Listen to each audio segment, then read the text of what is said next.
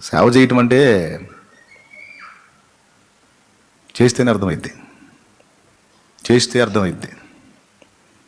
ఏమి ఎరగని మనుషుల మధ్యలోకి వెళ్ళి ప్రతిదినము సిలువ మోస్తూ దినదినము చస్తూ లోక విషయమై క్రీస్తు యేసునందు జీవిస్తూ చెయ్యి జారకుండా, కన్ను జారకుండా, కాలు జారకుండా, నోరు జారకుండా, వాక్శుద్ధి, వస్త్రశుద్ధి, నేత్రశుద్ధి అంటే దృష్టిలో శుద్ధి, ధనాపేక్ష లేకుండా, జార చోర చర్యలు లేకుండా, వల్గారిటీ లేకుండా, భాషలో దోషం లేకుండా.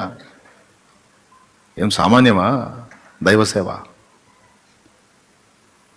దేవుని కొరకు ఒక సాక్షిగా బ్రతికి ఒక సమాజాన్ని ప్రభావితం చేయాలంటే అదంత తేలికైన విషయం కాదు. ఆ సేవ ఏముంది, మైకు తీసుకున్న 4 ముక్కలు చెప్పటమే అనుకుంటున్నారు ప్రసంగం. ఈ ప్రసంగానికి విలువ కొంతే, జీవిత ప్రసంగానికి విలువ బోలెడంతా, బ్రతుకు ప్రసంగానికి.